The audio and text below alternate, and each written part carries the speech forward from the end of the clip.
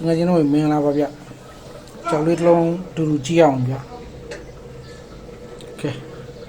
ဒီကြောက်လေးဗျကြောက်ရဲ့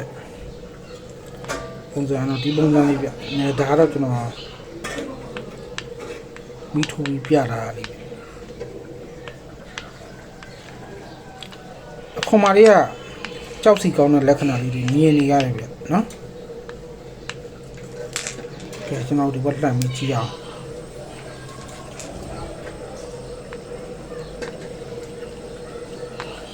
ဒီဘက်ကတော့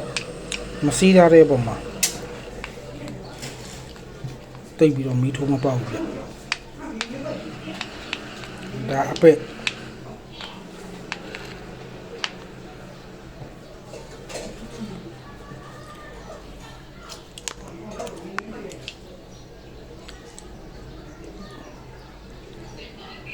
ငါကျွန်တော်ရန်နေပါမြင်ရလား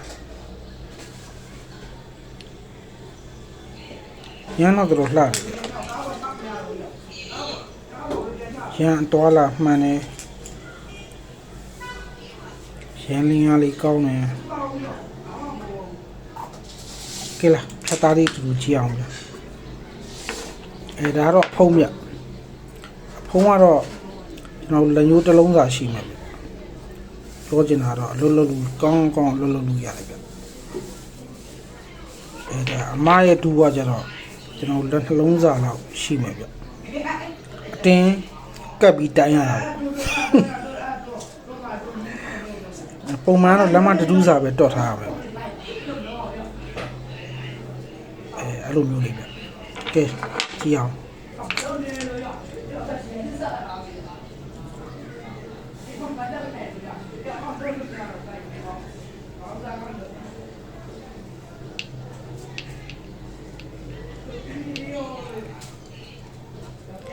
ရှူရင်တော့ကျွန်တော်ဒီအနာအတိုင်းနေပဲကျွန်တော်နင်းမှာဗျဒီကအနာကြောတစ်လျှောက်ကိုကျွန်တော်တို့ဒီအခွန်ဆက်ကာလာဝင်သွားတဲ့ပုံစံပဲဗျဒီပုံစံလေးတွေဗျဒီကျွန်တော်ဒီအနက်ကြီးအနမ်းတိုင်းပဲပေါ့ဗျ3တက်လောက်ရမယ်ဗျထွက်လာတဲ့အတစ်ပုံမှာပဲကျွန်တော်တို့ကြည့်ပြီးအလုပ်လုပ်ကြည့်ရမယ်ဗျ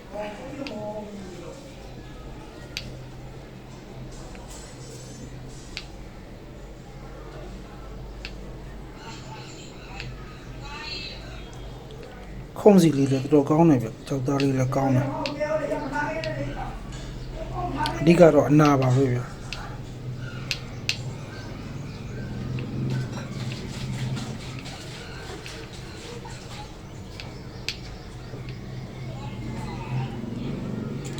ကျွန်တော်ချရုပ်လေးပြပေးကြည့်မယ်ဗျဒါတော့သူချရုပ်ပဲဒါတော့သူချရုပ်ပဲ